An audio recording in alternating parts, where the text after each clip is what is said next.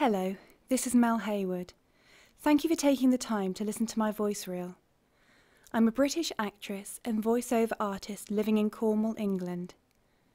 I'm most comfortable with speaking in an English RP accent, but I can also work on Northern and Southern English accents. I'm happy to try any accent, and most recently have worked on Australian and Greek, to name a few. You're currently listening to my new sound recording equipment, which is the equipment I will now be recording all my voice work on. This is the Focusrite Scarlett Studio Vocalist Recording Bundle. I edit on the Cubase LE software and can export audio files as MP3s or WAVs, depending on your requirements. You'll now hear some of the samples of my recent work, which was completed before having the aforementioned equipment and software, but which will hopefully give you an indication of the type of work I can do. Can we go? This cellar gives me the creeps, shivered Grace. Just a minute. Emma held up her hand. Do you hear that? Hear what? Shh, listen, said Emma as she pressed her ear up against the door. Grace, who could hear it too now, did the same. They both listened intently. They could hear someone crying. It sounded like a girl. Face to face, with an ear to the door, Emma and Grace both looked quite terrified now.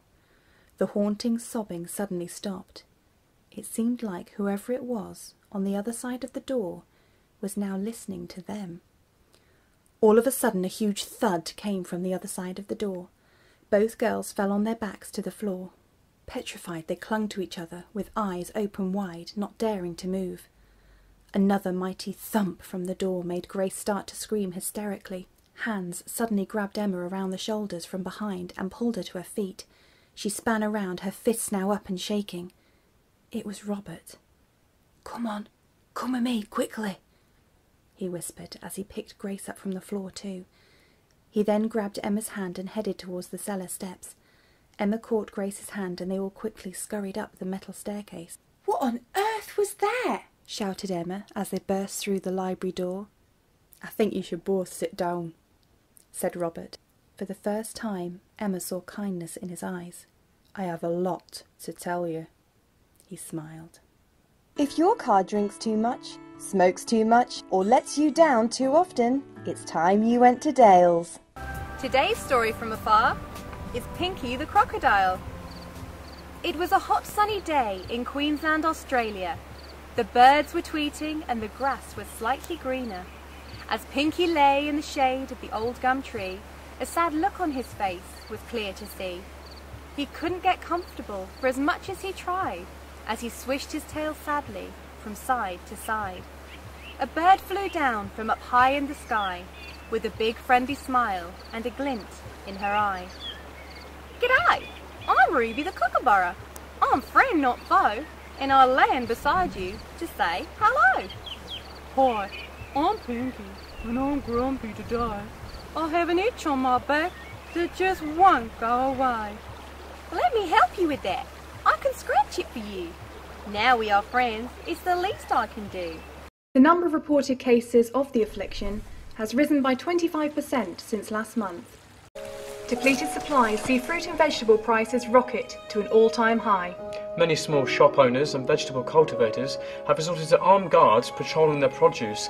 Big-name supermarkets are in danger of closing, with suppliers unable to provide, leaving their shelves bare.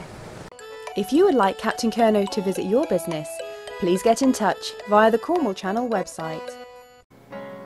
Spend all your time waiting for that second chance, for a break that will make it okay.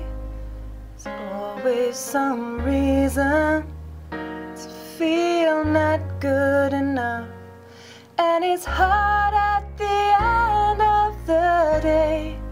I need some distraction or a beautiful release.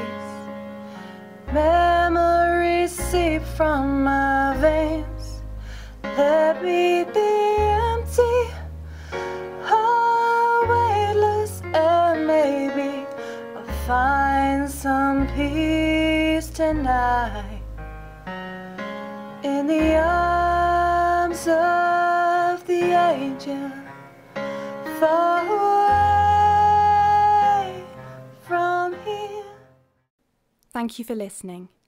Please contact me by email at mj1310@hotmail.co.uk.